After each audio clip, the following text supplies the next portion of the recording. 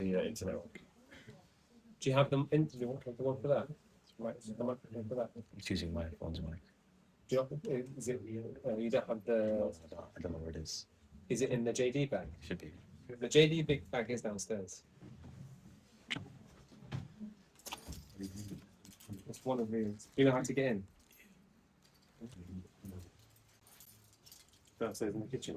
So, do you know how to open the cupboard? Yeah. Okay, Assalamu alaikum. Bismillah ar-Rahman ar-Rahim. Alhamdulillah Rabbil Alameen. Wa sallallahu ala sayyidina Muhammad wa ala alihi wa sahbihi ajma'in. In the name of Allah, the most gracious, the most merciful, all praise to Allah. We ask Allah to send peace and blessings on His final messenger Muhammad sallallahu alaihi wasallam. We ask Allah to teach us what will benefit us, and to benefit us from what we are taught, and to increase us in knowledge. As we always remind ourselves to bring the three keys to mind: that Allah is with us, that Allah is seeing us, Allah is hearing us. And then essentially what we trying to get from today, inshallah, is directed to ourselves, to benefit ourselves, to help us to benefit others as well. We'll start with some recitation from the Quran, inshallah. So, who wants to start? Bismillah. أعوذ بالله من الشيطان الرجيم بسم الله الرحمن الرحيم ألم تر كيف فعل ربك بأصحاب الفيل ألم يجعل كيدهم في تضليل وأرسل عليهم طيرا أبابيل ترميهم بحجارة من سجيل فجعلهم كعصف مأكول صدق الله العلي العظيم.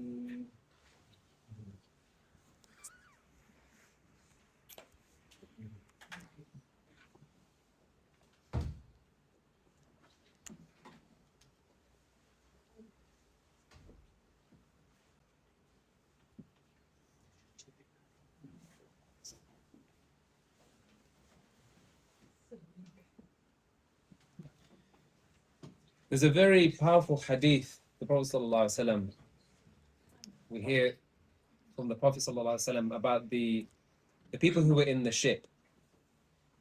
And there were people in the lower deck and then the people in the upper deck. And the people in the lower deck said to themselves, why do we bother those people in the upper deck? We want to get water. Why don't we just damage the ship and get water from the bottom? And the Prophet ﷺ said that if they do that, the whole ship will collapse. And this is really how we find ourselves in society now, that essentially we're trying to improve ourselves, we're trying to fulfill our purpose, we're trying to go through the process of tazkiyah, closeness to Allah subhanahu wa ta'ala. But we live in a society around us where people are not doing that. And there has to be an element of our consideration to say, okay, well, actually, what are we doing for the wider society. We can save ourselves. Maybe we're on the top deck, but actually the people on the lower deck, they're going to sink all of us. They will destroy the whole world. There's an interview with a man called Peter Thiel, who was one of the PayPal founders. So him with people like Elon Musk and others. And he was asked about, is human beings continuation like a good thing? Have you seen it? Yeah, it rings a bell, Ustadh. I'm just trying to think of the message at the end of it.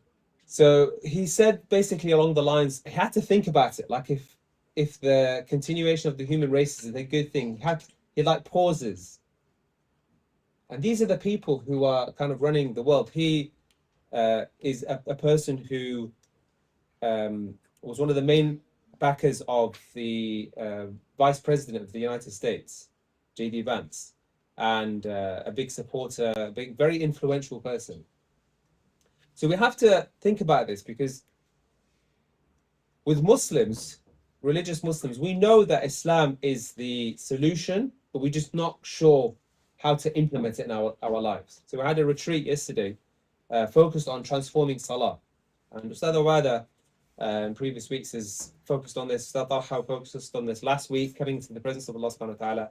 So for religious Muslims, for us, like we know it's Islam, but we're just not quite sure how to implement that. And non-Muslims, they are searching for a solution, but they just don't feel that it's Islam or even religion. And non-religious Muslims, or maybe Muslims who've had a bad experience with Islam, also can fit into that category. So they don't feel that Islam is the solution to their problems. So some time ago, when I was first introduced to these teachings, I wanted to experiment with how we could teach these teachings to non-Muslims. Some of you came through that experiment. So Brother Amr here, mashallah, is an example of that, yeah? Where can we help non-Muslims through the teachings without them even knowing that it's Islam? So let me just ask you this question. If you wanted to invite a non-Muslim to Islam, what would be the usual way that you would do it? How would you go about it? He will see what ideas we have here. There's no wrong answer here. How would you go about it? Yes. Invite them for food. So that gets them through the door, but how do you then talk to them about Islam? Common ground. Common grounds. Like for what, for example? Common, which is between us and them. Good. Okay.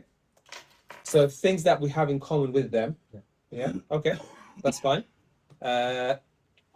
Anybody else? Anything else? Yeah. I observe that person, what his situation, how close he, the religious or whatever religion he follows, and then I'll talk to him. If there's opportunity to open up about Islam, but without knowing him, I can just jump and talk about Islam. I need to understand him at first for his situation. So you understand his situation. I talk to him to see. But then, what do you do when you do the inviting them to Islam bit? How do you approach that? I use logic. Logic to what? What are you inviting them to? The purpose of life. Good. Okay. So you want to talk about purpose of life. Okay. And then how do you present the correct purpose of life? What would be your approach? So I'll ask him first question, what will be the then here, there's Akhirah, etc. And slowly, once he has some understanding, then I will make it easier. But if he doesn't have any knowledge, it will be difficult to open up. Okay. So, okay, good. Jazakallah. So these are all sorts of useful ways of approaching it. Okay. Yes. The go rap method. So, what's that? Is that sapience or No, what's that? What's that? Aira. Yes. Yeah. The go rap. Okay. Yeah. So just summarize the go rap. Just what's the acronym stand for? So the first bit is when you have a conversation with them, you don't discuss anything until the first thing you discuss and get them to agree on is about God's existence. Can I stop you there? So that is usually the standard dawah approach. You get them to agree on the existence of God. Okay. And that definitely works for a lot of people. The challenge is that for many people, they've already made a decision about God and it's a big block for them. And it's like a non-starter. Like, I don't want to talk about God for whatever reason. Yeah. So the idea with this, so what I'm going to basically do is to present what we did. This has been going on for like a good year plus, something like that. And a lot of people, alhamdulillah, have gone through it. And I wanted to share this with you, inshallah, for your benefit. And if also you want to be involved in this, you can do. And really just to see, get some feedback on this, inshallah. So what the approach was not to talk about religion, but to talk about life coaching. Yeah. Now, hands up here who is familiar with the phrase or term life coaching, just to get some idea. Yeah.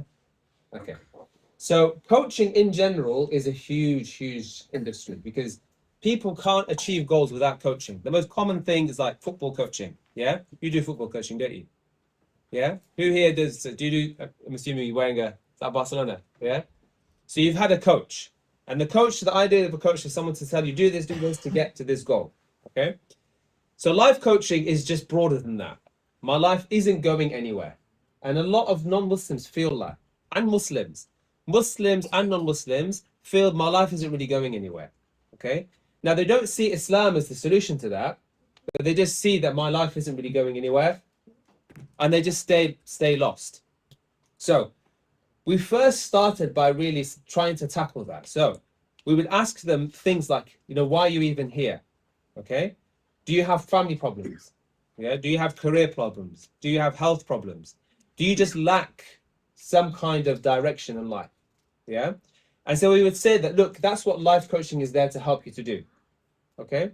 So essentially the first part of the course is just making the case for why I can help you.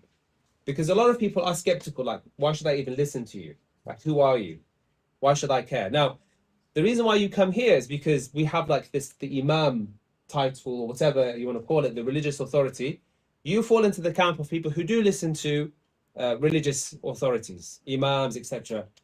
But a lot of people don't agree with that. So any non-Muslim, first you want to make the case for why should I even be listened to? Okay. And we would explain in terms of what is coaching, what does it actually do? So coaching essentially it helps people with two things. You can work out life by yourself, but the idea of coaching is that you get there quicker. Yeah. So you could learn to be a good football player by yourself. Yeah. You watch YouTube videos, etc. But the idea of a coach is to get there quicker. Yeah. Because he'll identify where your weaknesses are, etc. And you'll get there quicker. And also, if you have problems, you'll be able to then solve those problems. Because if you're like, I don't know too much about football, but say, for example, you keep getting caught offside. Yeah. Is there a particular solution to that? I don't know what the solution is. What's the solution? Like, don't run off the cliff. Yeah. Good. So time your runs. Yeah. Obviously, don't hang out near the goal. For those who don't know what offside is, don't worry about it. Yeah. But the point I'm making is that the first thing we did was to identify like what is this as a concept? Because if someone's I won't go into how we actually got people to even listen to us in the first place, that would be for another time. But the first thing is just to make the case now for why you should even listen to the person that's speaking. Okay. So that was step number one. So once we got past that, and they're like, okay, I'm going to hear this person out. And the test was that, okay, would they actually come to the second session, the third session? Then we can get into the actual details of what we're trying to help them with. Okay. So the first thing we talked about, now from your understanding of what we've talked about in terms of tazkiyah, where's the starting point for this whole discussion? So forget non-Muslims now. How do we talk about it in these gatherings? You can tell me. What's the starting point here? I'm going to pick on some people actually. So Muhammad, yes. Excellent. First things to come like an empty cup. So that's like a mindset. But what's the first set of teachings that are imparted? How would you? There's lots of different things. If you can try and think of one of the key things, even if it's not the first one. Closeness to Allah. Okay, good. Build on that. Yeah, Yes, so- sister. Go on. Idea is that you should be present. Okay, let's bring this. You're gonna carry on. So I mean, What does closeness to Allah mean? closeness to Allah as a relationship between yourself and your Lord. The whole point of it is to find a way of getting closer to Him, and one method is through purification of the. So don't go there yet. Yeah. So when you say closeness to Allah, if someone who's close to Allah is doing what? Worshiping. Anybody want to? Remembering Allah's goodness, Jesus, and Jesus. There's something missing from this. Yeah. Are you seeing Allah? Belief. Acknowledging his presence. Is it knowing your purpose? The journey where it begins. So what about Allah should we have that means that we're close to Allah? Attributes. Good. Did everyone get that? Okay. So you're close to Allah because Allah has attributes and you closely reflect those attributes. Because what does closeness to Allah mean? You're not going to travel to Allah and get closer, are you? Closeness in the sense that you are a Khalifa of Allah subhanahu wa ta'ala, you represent His attributes. Yeah? That's one of the foundational things that we learn. Okay? Now, for a non-Muslim who doesn't believe in Allah, so they don't have an idea that there's God with attributes. So where we had to start was to ask them the question, what are your values? So we can't assume that they believe that there's a God with attributes. So they had to just ask them, like, what are your values? Okay? Because we base our life on values. Like we make decisions based on those values. And we used this thought experiment. We said, okay, imagine you had a child in front of you, an innocent child. And I said, I will give you $1 trillion if you kill that child. Would you do it? Yeah? Now, you'd hope people would say no. Yeah? And if a person said yes, most people think that person's sadistic. Even though you could say, with $1 trillion, I could save 1 million children's lives. But it goes against my values. So what we were trying to do with non-Muslims is trying to get them to think about this. To go through this journey, yeah? To reflect on these things. Because if we don't do this, if non-Muslims, when they start to think about it, they actually think, you know what, I have never really thought about this. Now, the case we made is that you will regret it later. Because if you chase the wrong thing, like for example, if you trying to become a millionaire or a billionaire, on your deathbed, you're going to leave all that behind anyway. So then you're going to say, well, what did I actually do on earth? Was it actually a good thing? So if now you identify your values, yeah, that's the starting point. So in this gathering, what we try to do is to help them identify those values. Now, how did we do this? How did we do this? My teacher said that what you should do is you should get them into a place that they agree. So where does everyone feel like happy and peaceful? And the answer was, it's found when you're in nature. When you're in nature, you actually feel at peace.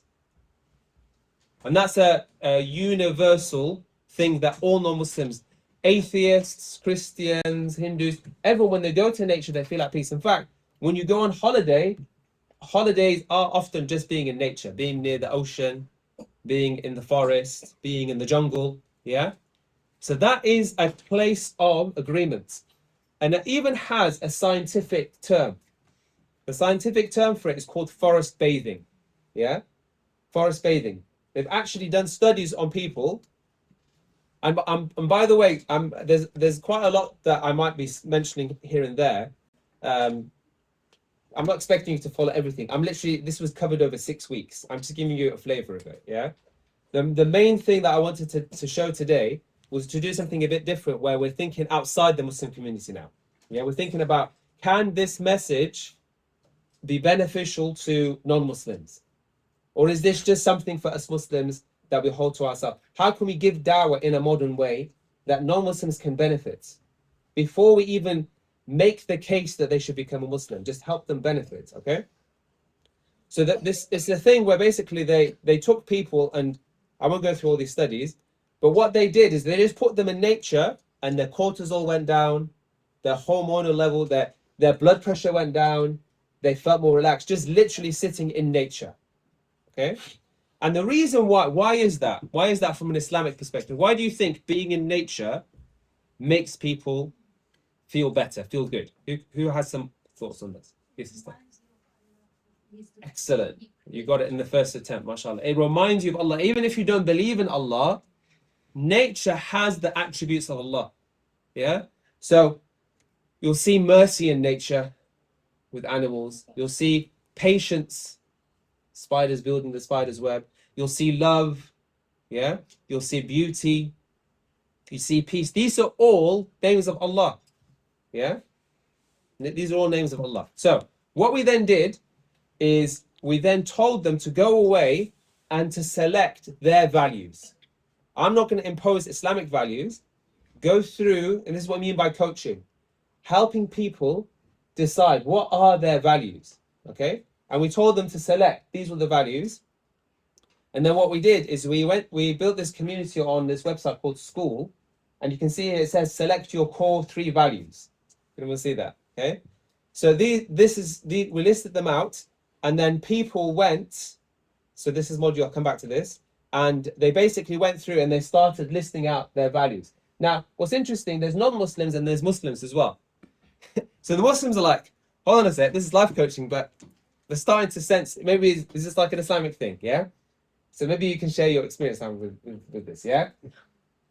But people are there, look, respect, compassion, integrity. Stan said honesty, compassion, self-discipline. Richard said integrity, kindness, growth. Yeah, Shabila said, so Shabila is a Muslim, yeah? I don't know, I mean, I don't want to speak about on the sister's behalf, but maybe she sees that the solution to her problems is life coaching. It's not necessarily the imam, yeah? Or the sheikh or whatever, okay? So then we talked about identity. So again, these things, I'm assuming a lot of you are very familiar with. Ahmed could probably teach this now and stuff. You know, a lot of you know this stuff, yeah? Okay. So how do we put it in the context for non-Muslims? So when we talk about identity, let me pick on Ahmed. How do we say it? How do we explain that if we're Muslims in this gathering? How do we explain what is your identity? So what would we say? Because we say identity has 5 bits to it. What are these 5 bits? So your soul, Your soul, good. the mind, Yeah, mind, body, body, heart. yeah. And what is one missing? Nafs. Nafs. Your nafs. You can see your ego. Sometimes translated as soul. Also, so the spirit is the ruh, and then you've got body, mind, heart, and nafs. Okay. Now you're not going to say to a non-Muslim, "Oh, you've got this thing called your nafs," and there's, okay, it's a bit too much. So what did we do instead? We still explained it in the same way, yeah. But instead of saying this is what Islam says, we did it slightly differently. So first of all, we made the case for what is not your true identity. So if you're at a party, a non-Muslim party, halal one hopefully, you have no alcohol, if there is such a thing, and you ask like, hello, introduce yourself. How do people usually introduce themselves? I am a doctor, yeah? Especially if you are a doctor. Well, the doctor's left there. The doctor's in and out of the room. As usual, doctors, is that what they usually do, yeah? He's not here, mashallah. They come in and out of the room. But that's your profession is a very big part of it, isn't it? I'm a pharmacist, yeah? So I'm my profession, or I'm my wealth status. I'm a millionaire. I'm not a millionaire, but or I'm a billionaire, because millionaires want to become billionaires. Or I'm a traveler, or I'm a parent. Yeah? So this is big for non-Muslims. Like, who are you? What's your true identity? So is it this I'm a parent, or is this I'm a parent? I know which one. Usually, okay, I'm a foodie. I'm a sports fan. That's a big thing as well. Yeah? Non-Muslims, like, people are more dedicated to going to Aston Villa matches than some Muslims are to go to Jummah. Literally, they go there like it's like they feel like it's such a big part of their identity. They'd let the team down if they weren't supporting the team. Okay, so we're exploring, because remember, this is coaching. This is not me telling you this is the answer. This is you exploring and thinking. Do you see? It's a new way of kind of like doing dawah. It's like putting thoughts out there and letting them marinate and think of it. Okay. Now, fast forward to where we are now. There are when you let this marinate, people actually just naturally take it on board. There's a sister who took Shahada in the masjid today, mashallah. No dawah was given to her other than just talking about this stuff. Yeah? And she just said, I love this, I want to become Muslim. And what's really funny, my wife was filming her take Shahada, and guess who was calling her 17 times as she was taking the Shahada? Yeah, yours truly, mashallah. I had an emergency, and I had to, because she didn't pick up, I had to take action and do the opposite of what she wanted. So my justification after was that, say, because I didn't speak to you, I did the opposite of what you wanted. But now I understand why you weren't picking up the phone. I never do that, call 17 times. I don't think it was quite 17, but it was a good number. It was actually 18 times. It was yeah. So the point I'm making is that, and we might not finish all of this today, which is fine, but I'm just trying to take you through a journey that I've been going on, and I've really enjoyed that. You help non-Muslims. So now there's quite a few non-Muslims, so they've booked now one-to-ones. I was reading their forms, and they're saying like, I just felt lost. Like I don't really know, because you know this idea of midlife crisis. What do people understand here by midlife crisis? How would you understand one? How would you explain midlife crisis? You get to a point in your life where you don't realize what's your work, what's your family, what's your purpose in life. Is it financial? Is it work-life balance? And then you kind of just go wherever naturally. Yeah. And then you don't have a direction. You know? And then people will try and deal with that by doing stupid things. So they'll have an affair or they'll do something stupid. Yeah. And then that makes it 10 times worse. But it's very common. I don't know if people want to have this experience or have people who felt lost. You know, it could be a friend at school.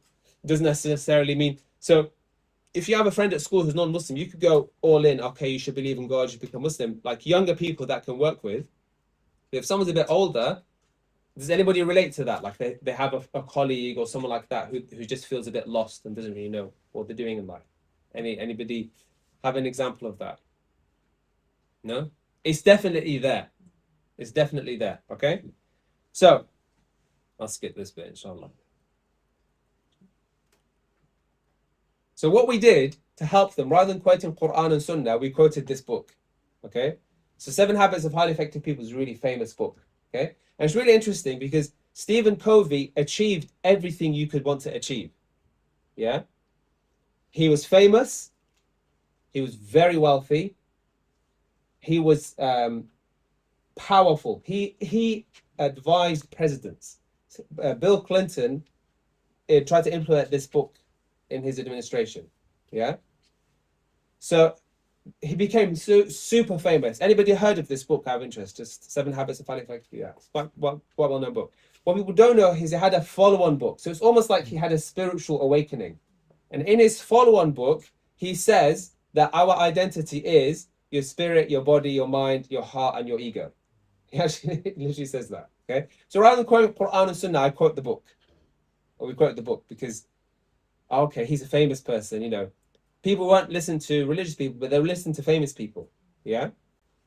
And we do the same thing. We explain the same thing, that this is who you are. Yeah.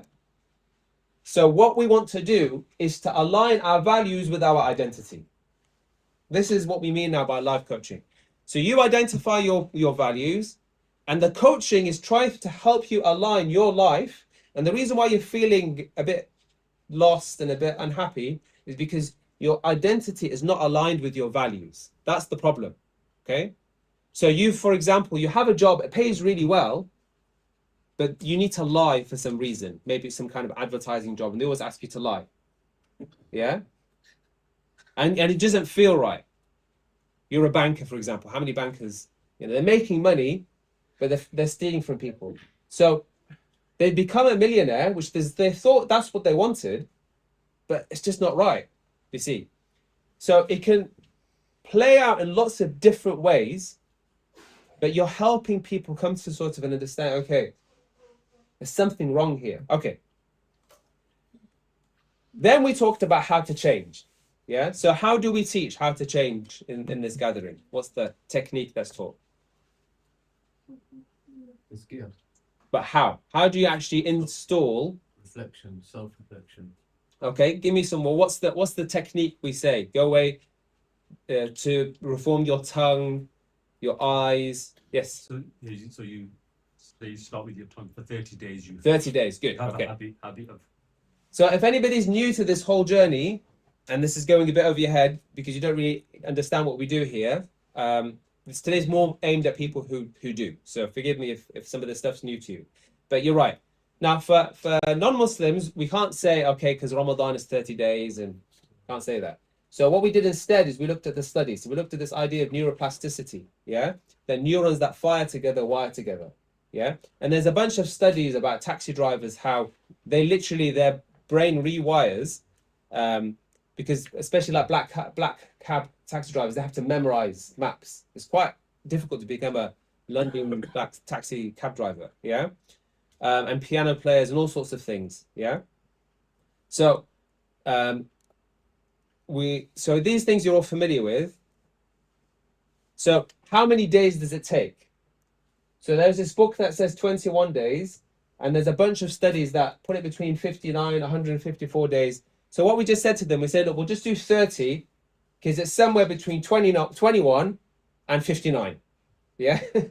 And plus, every month is 30 days, so it's just easier to track. Yeah.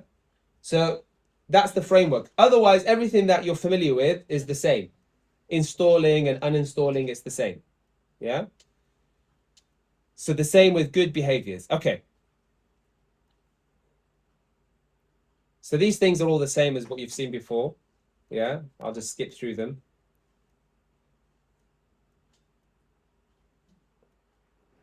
Okay. So what have we covered so far? Number one, we said, what are your values? And now by this point, they've thought about it, they've identified them, they've gone on school, they've all interacted with each other, they've had some discussion, this and that. Module 2 was about what's your identity? Yeah. Is it body, mind, etc.? What's your identity? And number 3 is that how do you align your identity with your values? It's by repeating the same thing for 30 days. Now for the fourth one, who remembers the effortless worship? What are the 3 things that you're taught to do when you first start your tazkiyah journey? What's the effortless worship? What are the 3 things? Allah seeing you, healing you, is with you. Okay, so every hour you remember that Allah's seeing you, with you, hearing you. Good. What else? Thoughtful silence. Yeah, good. Silence. And then number 3? Do something which will change the person's status. Good. Now for the Muslims, there's one hadith of Abu Dhar with al-Ghifari radiallahu anhu. We quote that and that's sufficient. Remember we said non-Muslims, we can't quote hadith. So what did you do instead? So I just show you some of these like comments. So Laura, for example, she's saying like she wants to be kind to herself. I'm great at helping others, but need to find ways to find, but I always find the excuse not to help myself. Yeah. So and then some of the Muslims also, you know, they were benefiting in a general way, but actually what they're starting to realize that actually maybe Islam is the thing that's supposed to try and help me. Yeah. So they're just sharing with each other. Okay, so what we told them to start with as a quality, because we said all the values that you could try and install, the one to start with is peace. Peace. Okay? Because we said peace is everywhere. Okay? So that's the value that we're going to try and install. So we'll pick all the values. You might have identified your own values, but what's the one value that everyone agrees on? It's peace. Why? Because nobody wants the opposite of peace, which is war. Yeah? Like you could say love, the opposite of love is hate, but sometimes you hate things like you might hate Marmite, for example. Okay? But nobody likes war. Nobody says, oh, I want war. Yeah? So we made a case that we're going to work together to install peace. And that's a good thing. You know, that's a good thing. So we make that case, and then we go through these 3 things that have been said. So silence, instead of a hadith, we give them study for why silence is a good thing. So this is like silence to help you in school. Doctors do better when they're silent because they can hear the patient more. Okay. We quoted a whole bunch of things, and then we did the same thing with good character as well. Why having good character is a good thing.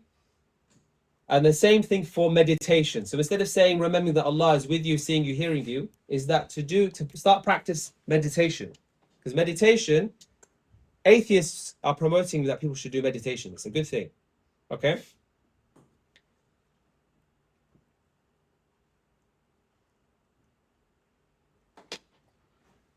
And then we gave them, go away and practice this. Yeah.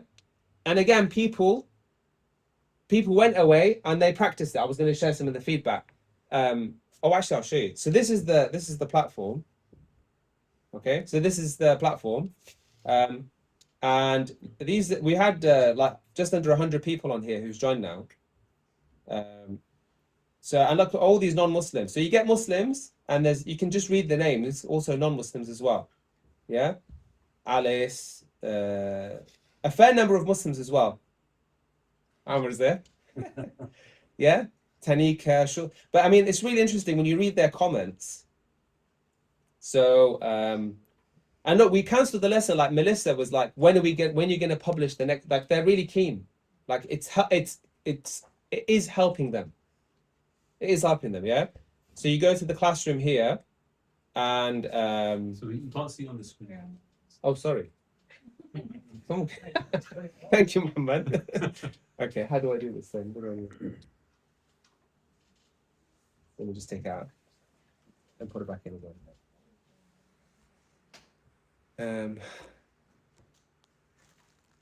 My brothers have gone. I've been deserted today. How can I do this?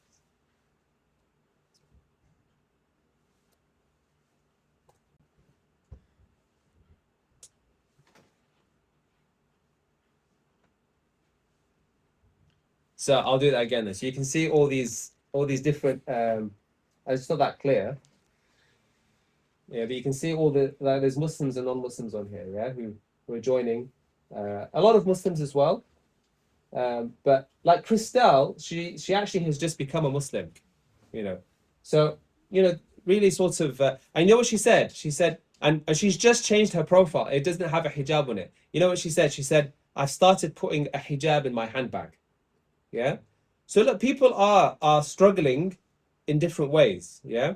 So when we cancelled the lesson, that, you know, like she's really keen to have the modules uploaded. In other words, and they'll share things that they're benefiting from as well. This person has been like, he's desperately waiting for us to have our one-to-one session. Yeah, which again, it's a challenge because to find time to do all of this stuff. But it's just a course you go through at your own pace. All the modules are here, and they can just work through it, module by module. Now, the last part to this is I'm not telling them to become a Muslim. But what I do ask them to do, instead of telling them to become a Muslim, I said, why don't you become a life coach?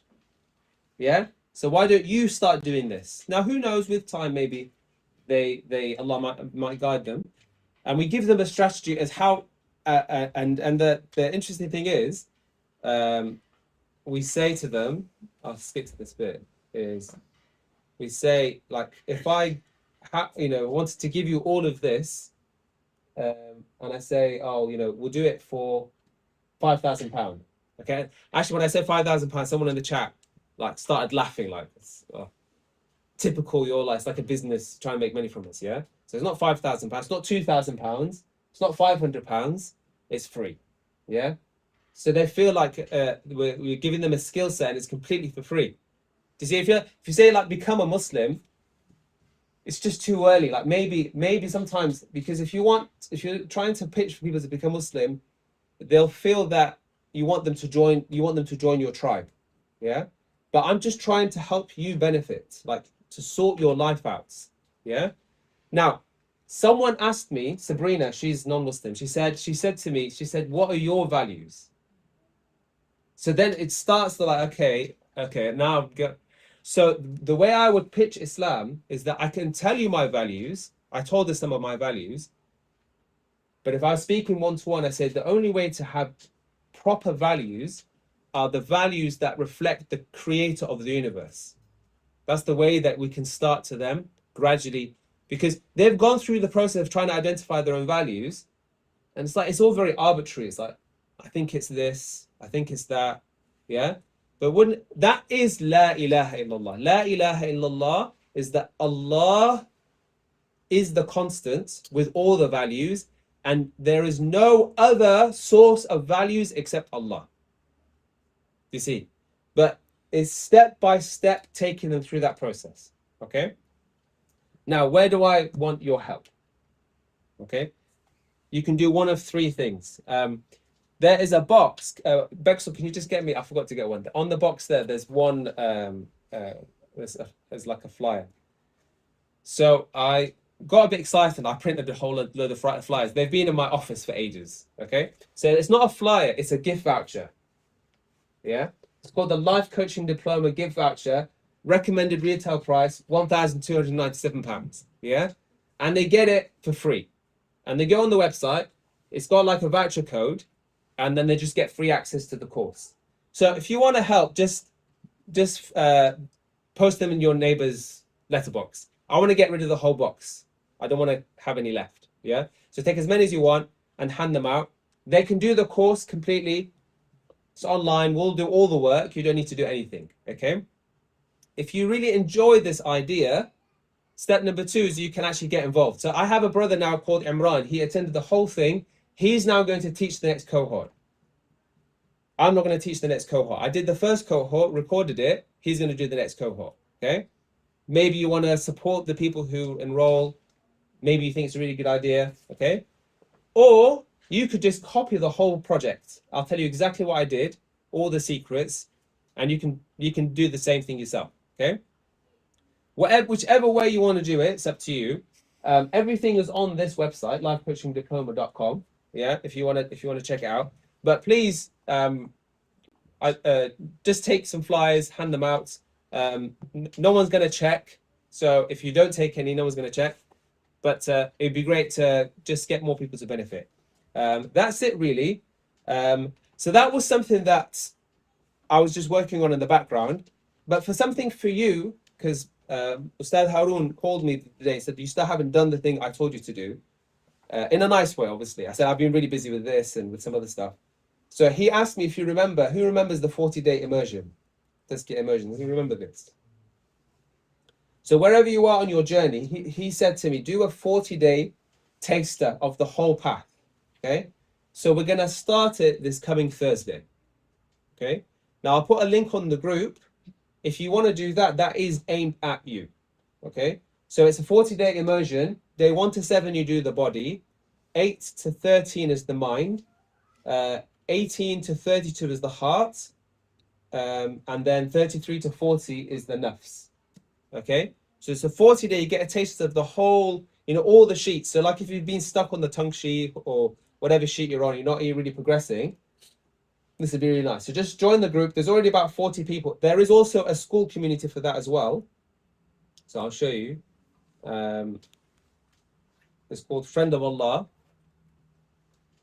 So we've got 51 people already. I think some of you probably are in that as well. So if you want to do that, and then we'll have some, we'll have a Zoom call every Thursday. We'll put them in the classroom, and you can watch them later, inshallah. Okay, and then you can engage, and we'll see how it goes, inshallah. So that is for you. Does anybody have any questions? It was a very fast-paced session. Yeah, it was very fast-paced. Kind of. I know. So the purpose, sister, is if this is not directed at all at you. This is this is normal. It's been happening in the background. Like I said, there's 99. But you know what? Can I ask you to just share your experience actually?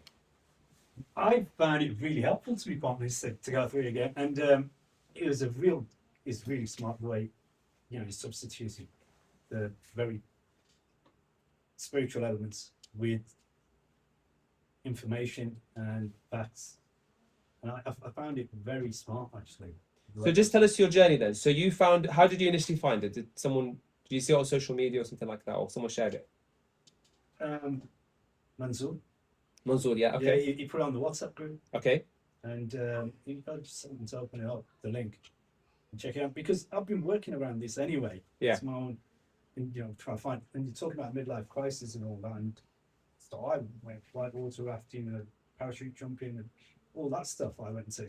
So, the other thing is I do a lot of community development in the Sparkhill, Sparbrook, and there's a lot of people. I mean, I know you're saying to branch this out, but there's a lot of people lost within our own community as well. Most of them are not. Most of them are Muslim, actually. Yeah. I actually think this is more beneficial to the people within our own community. So, just if I ask you a question, then, so what initially attracted you to it? So this is Amir Khan. That's a chat GPT. That's all picture of you black and white. Yeah. So what initially attracted? I like this community engagement, husband, father, and sports fan. Yeah. So what initially made you think, oh, okay. So you said you did what midlife? Was that the drive? It's honestly, it was just that. It's my own relationship with my own children, and because I'm second generation, and it's my relationship with my own father. And I was just exploring that. And I was thinking, it's got to be different. It has to be different. And I've started up father groups and all that stuff, and it was just my own journey thinking there's something missing here because I went through Tony Robbins and the life coaching and all that, and what it became, it was just habit.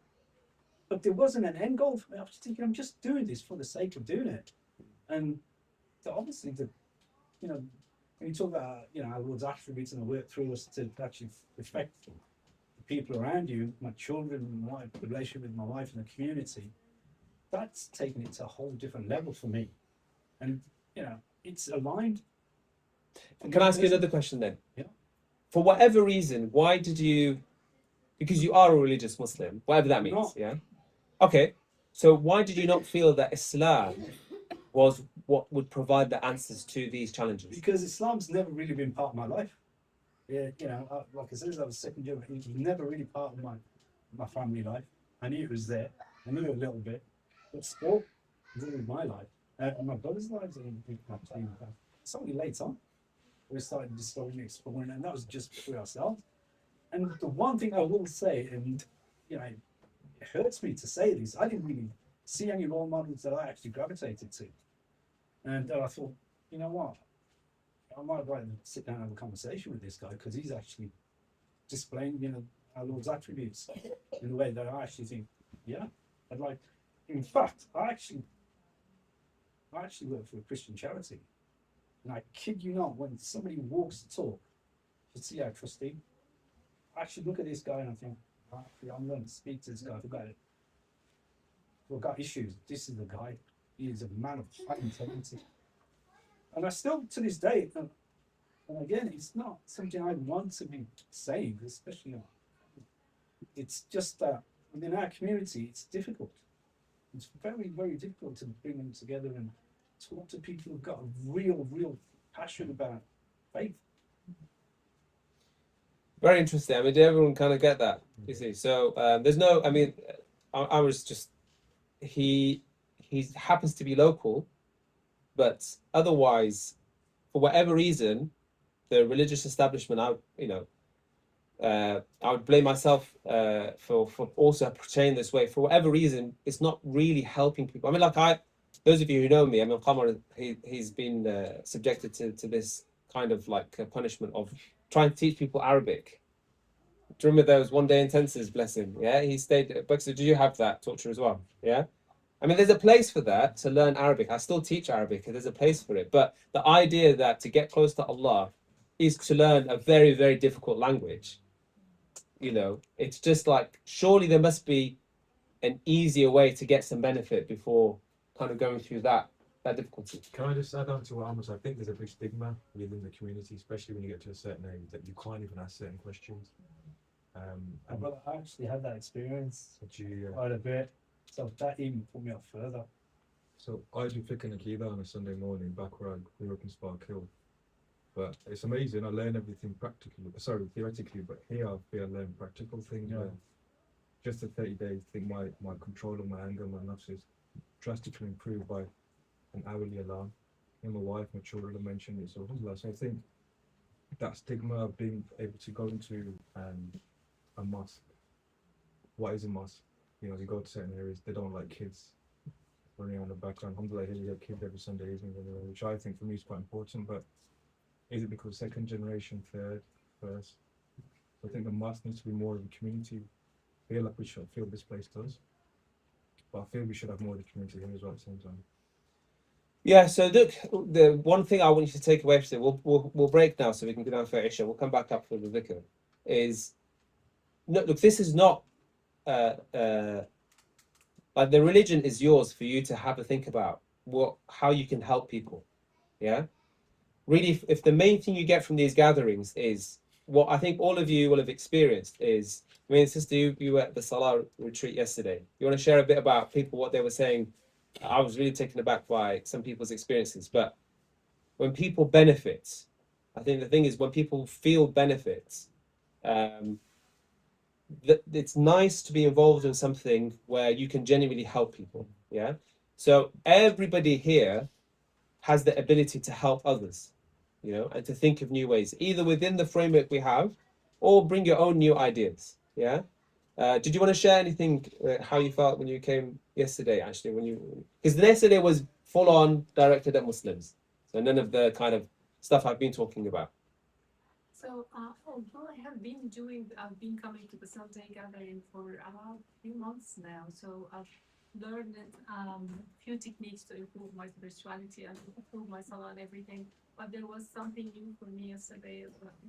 So it's really interesting that there is a lot in our religion that we don't benefit from, because I mean, even the hadith that I loved yesterday, and I felt that it opened a whole new realm for me. I knew this hadith from before, but I didn't know how to use it. I didn't know the application of it and how to use it to make a massive improvement in my salah, subhanAllah.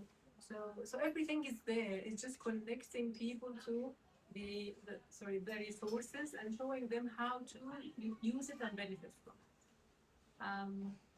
So this is was my own personal experience. And alhamdulillah, I saw a lot of ladies who felt like enlightenment.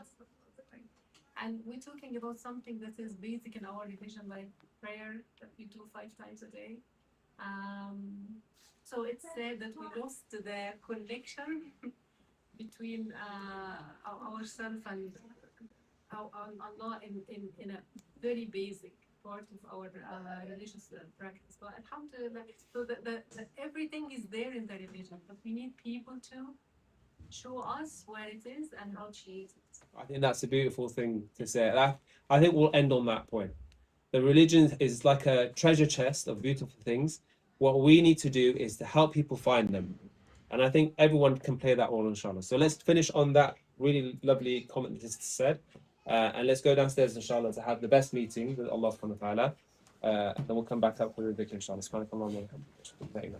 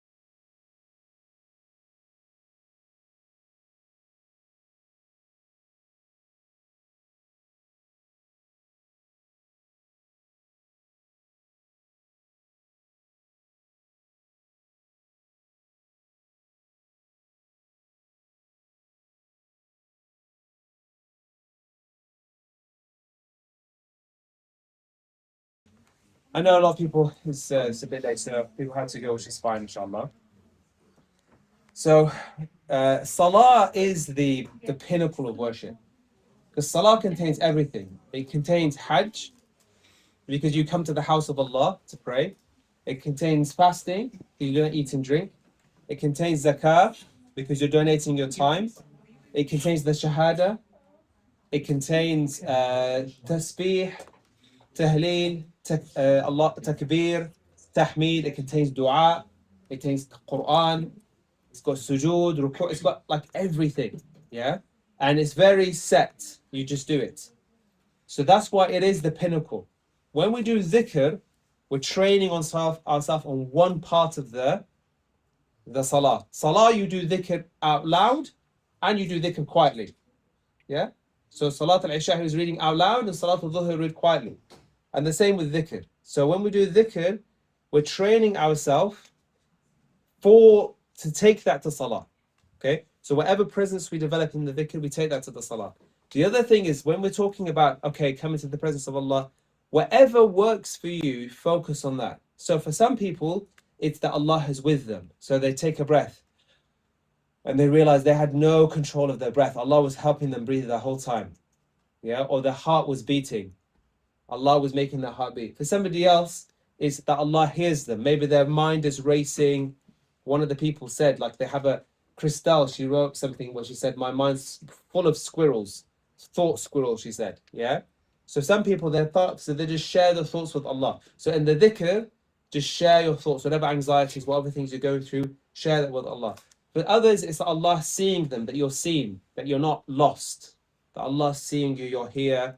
Yeah. He appreciates your effort. So don't feel like you have to do everything. No. It's like a buffet. And that's what makes it enjoyable. One time, it could be Allah seeing you. One time, Allah is hearing you. One time, you're asking Allah to forgive you. One time, you're being grateful to Allah. Whatever works for you, work on that, and then you can then take that to the salah. You see? Because salah is like we said, the pinnacle, inshallah. Okay, inshallah. So we'll start. If you could just turn some of the lights. So not all of them, inshallah. We'll just We have the microphone, don't we? we don't. So we're gonna have to remind them, inshallah. Yeah. Just keep one of them on. Not this one. Yeah, that's good. Okay. بسم الله الرحمن الرحيم أستغفر الله أستغفر الله أستغفر الله أستغفر الله أستغفر الله أستغفر الله اللهم صل على سيدنا محمد اللهم صل على سيدنا محمد وعلى آله وصحبه وسلم وعلى آله وصحبه وسلم اللهم صل على سيدنا محمد اللهم صل على سيدنا محمد وعلى آله وصحبه وسلم وعلى آله وصحبه وسلم اللهم صل على سيدنا محمد اللهم صل على سيدنا محمد وعلى آله وصحبه وسلم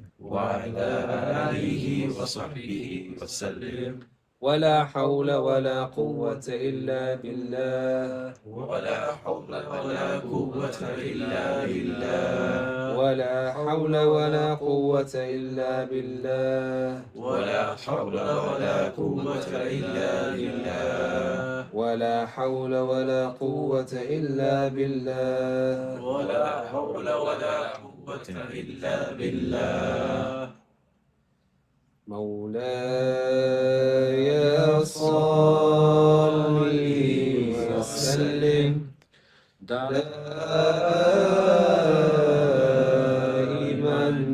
أبدا مولاي صل وسلم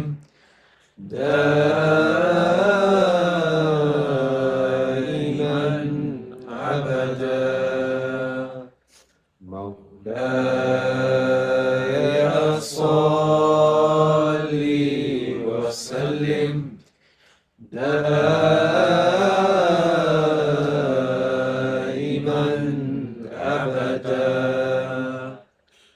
على حبيبك خير الخلق كلهم على حبيبك خير الخلق كلهم مولاي صل وسلم دائما أبدا مولاي صل وسلم دائما أبدا مولاي صل وسلم دائما أبدا على حبيبك خير الخلق كلهم على حبيبك خير الخلق كلهم فاعلم أنه لا إله إلا الله لا إله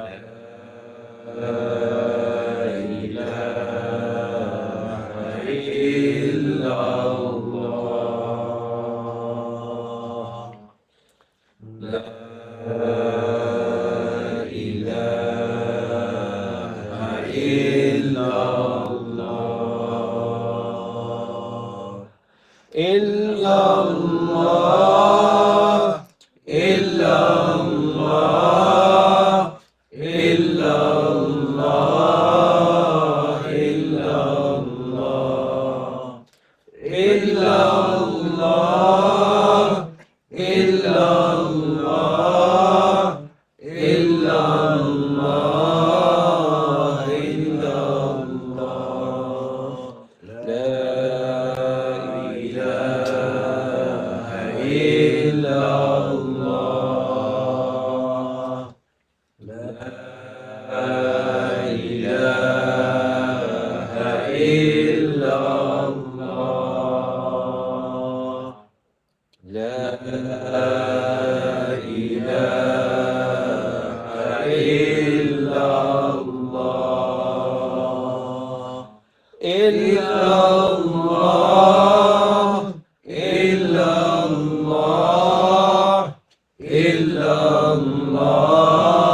الله إلا الله إلا الله إلا الله إلا الله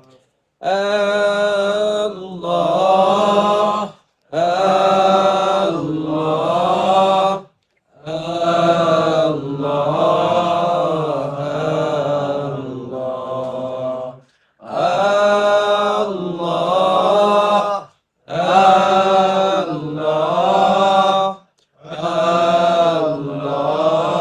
الله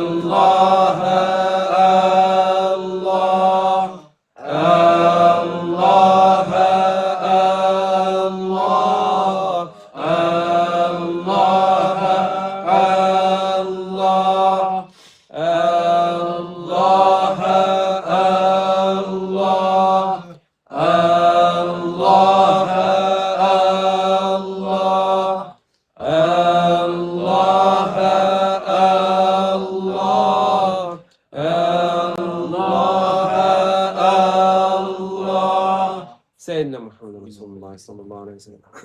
بسم الله الرحمن الرحيم. الحمد لله رب العالمين وصلى الله على سيدنا محمد وعلى آله وصحبه أجمعين. اللهم اجعلنا هادين مهديين ولا تجعلنا ضالين ولا مضلين ولا تخزنا يوم الدين. اللهم اهدنا واهدي بنا واجعلنا سببا لمن اهتدى. Oh Allah, make us people who guide and are guided, and don't make us people who are misguided and misguide others, Ya Rabbil Alameen. Oh Allah, make us people who help others to turn to the light of Islam and to come to Allah subhanahu wa ta'ala and to come to the Prophet sallallahu alaihi wasallam. Don't make us people who misrepresent Islam and be role models for those who are to be and not to be bad role models for those who are around us, Ya Rabbil Alameen. Allah, forgive us our sins and help us to get closer to Ya Rabbil Alameen. Allah, make us people of pure hearts, pure minds, pure nafs, pure bodies, Ya Rabbil Alameen. Allah, make us people who every day reflect more and more of your beloved attributes, Ya Rabbil Alameen.